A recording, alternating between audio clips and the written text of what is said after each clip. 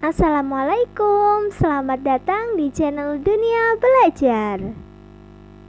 Jangan lupa klik subscribe dan tekan tombol loncengnya agar tidak ketinggalan video-video berikutnya.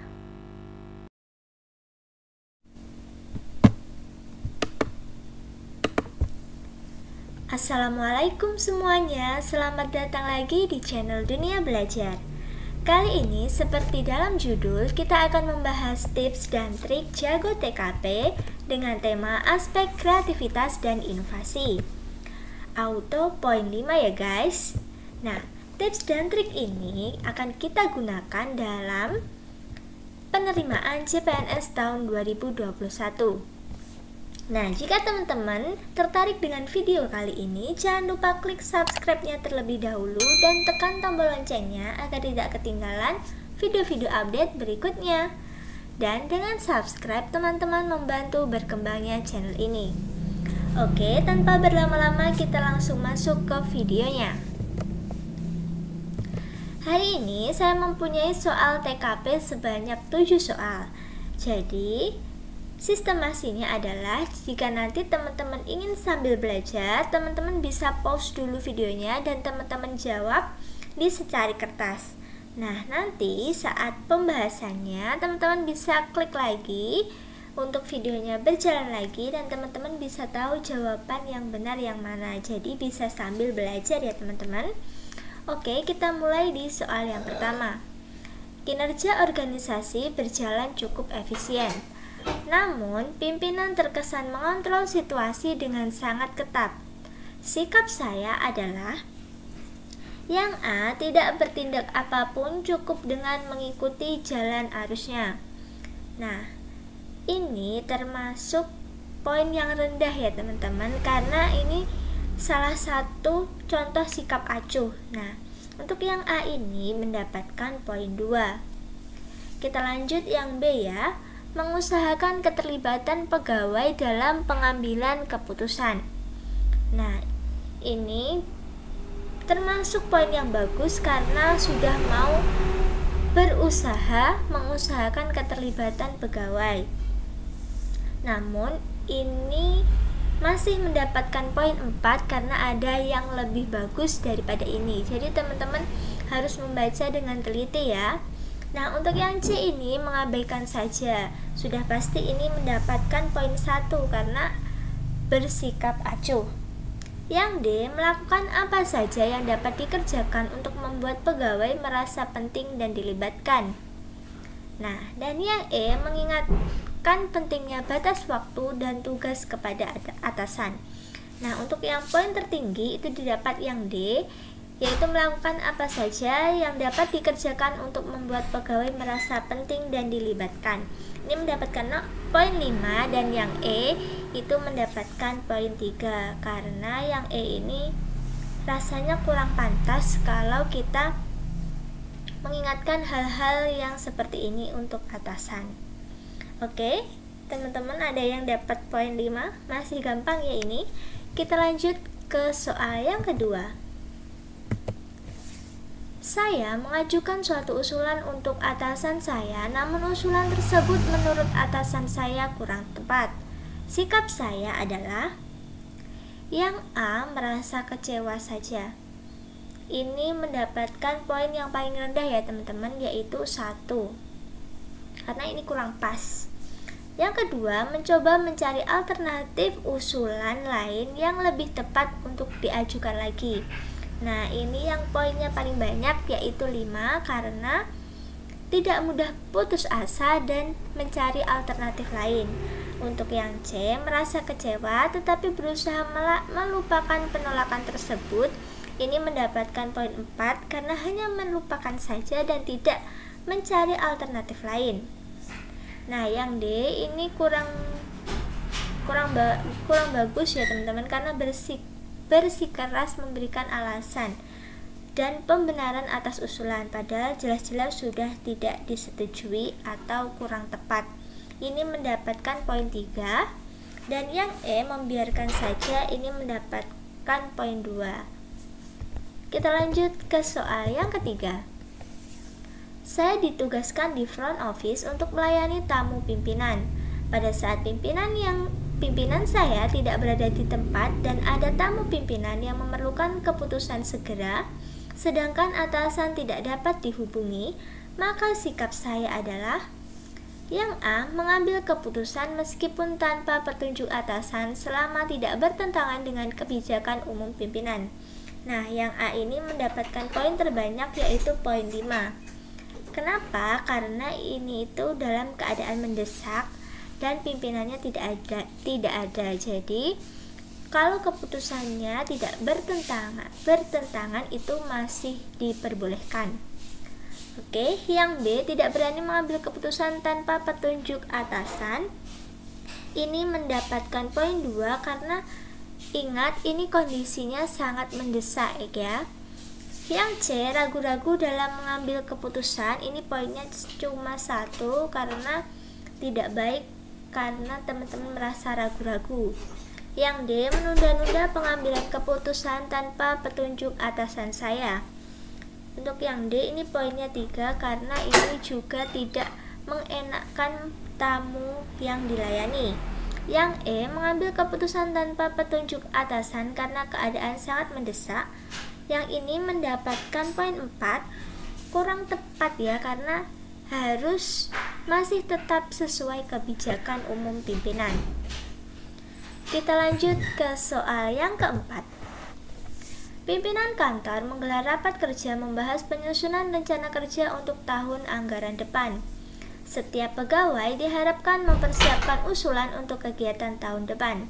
Respon saya adalah yang A, berniat mengajukan suatu ide kegiatan yang akan dilaksanakan meskipun nantinya ide tersebut tidak diterima. Nah, poin A ini mendapatkan 5 karena ini tuh teman-teman sudah mempunyai ide dan meskipun ide itu tidak diterima, teman-teman tetap mempunyai keinginan untuk mengajukannya. Nah, yang B, tidak berminat sama sekali. Ini mendapatkan poin 1 ya, karena teman-teman sudah dikatakan tidak aktif. Yang C, akan mengajukan suatu ide kegiatan jika diminta. Yang C ini mendapatkan poin 2 karena teman-teman tidak aktif, hanya akan mengajukan ide kalau diminta. Untuk yang D, mungkin berminat untuk mengajukan suatu ide kegiatan yang akan dilaksanakan tergantung situasi dan kondisi. Yang D ini mendapatkan poin 4 karena kenapa harus menunggu situasi dan kondisi kalau memang teman-teman sudah mempunyai ide tersebut dan ini memang diharuskan untuk memberikan usulan. Yang E, ragu-ragu, itu mendapatkan poin 3. Jadi kalau ada kata ragu-ragu itu lebih baik tidak usah dipilih karena itu poinnya pasti sedikit ya teman-teman. Kita lanjut ke soal yang kelima. Organisasi saya sedang mengalami masalah internal. Sikap saya, yang A, bagaimanapun juga publik berhak tahu. Oleh karenanya saya beberkan masalah internal tersebut ke publik. Nah, ini kurang tepat ya teman-teman, karena jika ada masalah internal di organisasi lebih baik diselesaikan dengan teman-teman seorganisasi tersebut. Jadi yang A ini poinnya paling rendah, yaitu 1. Yang B, saya berusaha memberikan gagasan pemecahan masalah kepada pimpinan sambil menjaga kerahasiaan masalah internal ini. Nah, ini yang paling benar dan mendapatkan poin 5 karena selain memberikan gagasan pemecahan juga menjaga kerahasiaan masalah tersebut. Jadi ini poinnya 5 ya teman-teman. Yang C, biarlah pimpinan yang mengambil keputusan. Ini kurang tepat karena teman-teman tidak punya inovasi. Yang C ini mendapatkan poin 4. Yang D, saya tentu saja berusaha menjaga keamanan posisi saya agar tidak terusik. Nah, ini termasuk egois ya teman-teman. Tidak boleh seperti ini. Ini mendapatkan poin 3.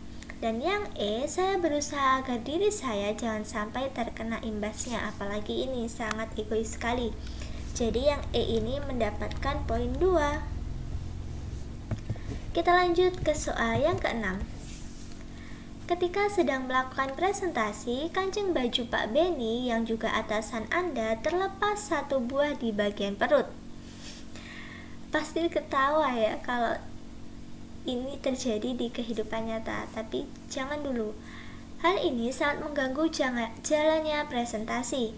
Namun tampaknya tak ada yang berani memberitahu Pak Benny. Bagaimana sikap Anda? Nah, ini sikap Anda pada keadaan seperti ini itu seperti apa? Yang A, lebih baik saya diam karena yang lain pun juga diam. Nah, yang A ini cuma mendapatkan poin 3 karena semua diam itu tidak apa-apa. Tapi bagaimana dengan Pak Benny-nya? Pak Benny akan merasa malu jika mengetahui hal tersebut dan itu berlangsung secara lama. Jadi yang A ini kurang tepat ya teman-teman. Yang B, saya menuliskan secari kertas mengenai kancing tersebut lalu saya serahkan kepada Pak Benny. Nah, yang B ini mendapatkan poin terbanyak yaitu 5 karena selain teman-teman tidak mengganggu jalannya presentasi, Pak Benny juga tahu informasi yang ingin teman-teman sampaikan dari secari kertas tersebut. Untuk yang C, meskipun hal itu mengganggu jalannya presentasi, namun saya tak mau ambil resiko dengan memberitahunya. Ini sama halnya dengan yang A tadi ya, yang C ini cuma mendapatkan poin 2. Yang D, saya takut Pak Benny tersinggung, jadi tak ada alasan untuk saya memberitahunya. Ini kurang tepat karena Pak Benny malah berterima kasih jika teman-teman memberitahunya dengan sopan. Ingat ya, dengan sopan. Yang E, semoga Pak Benny sadar dengan sendirinya. Nah, ini salah satu sikap acuh yang sebenarnya kurang baik diterapkan. Jika ada cara lain, nah inovasi kita yang dibutuhkan yaitu dengan menuliskan di secari kertas. Oke, kita lanjut ke soal yang terakhir yaitu soal yang ke-7. Seorang kawan memiliki istri yang akan melahirkan. Dan karena tidak memiliki biaya rumah sakit, maka dia meminjam uang dari Anda. Padahal uang Anda hanya cukup untuk kebutuhan sehari-hari. Yang A, saya minta maaf dan mengatakan yang sebenarnya bahwa saya tidak punya uang untuk dipinjamkan. Nah, A ini mungkin di realitasnya ini sangat baik karena Anda berkata jujur. Nah, tapi ini itu kurang ada inovasinya ya teman-teman. Karena teman-teman tidak memberikan solusi kepada teman yang istrinya akan melahirkan. Jadi yang A ini cuma dapat poin 3. Yang B, saya pinjamkan sisa uang saya yang sedikit tersebut. Nah, ini pun sudah membantu, tapi masih kurang ya teman-teman. Karena kondisinya untuk melahirkan itu kan urgent, jadi kurang tepat untuk yang B ini, jadi hanya mendapatkan poin 2.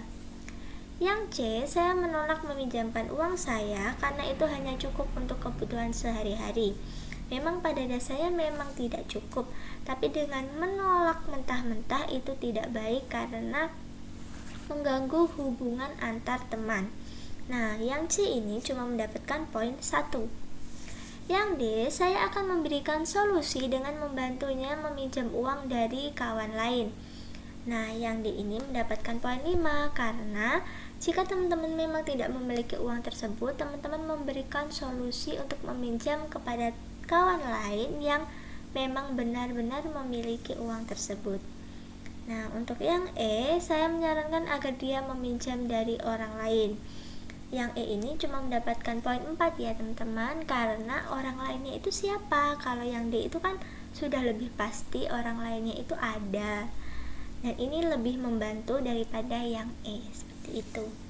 Gimana teman-teman, dapat poin berapa dari 7 soal ini? Bisa teman-teman tulis di kolom komentar ya. Mari kita belajar bersama-sama untuk bisa mendapatkan atau meraih gelar CPNS di tahun 2021. Oke, jika teman-teman suka dengan video ini, jangan lupa di-share ke seluruh sosial media yang teman-teman punya agar yang lain bisa belajar bareng bersama kita. Sampai jumpa di video berikutnya.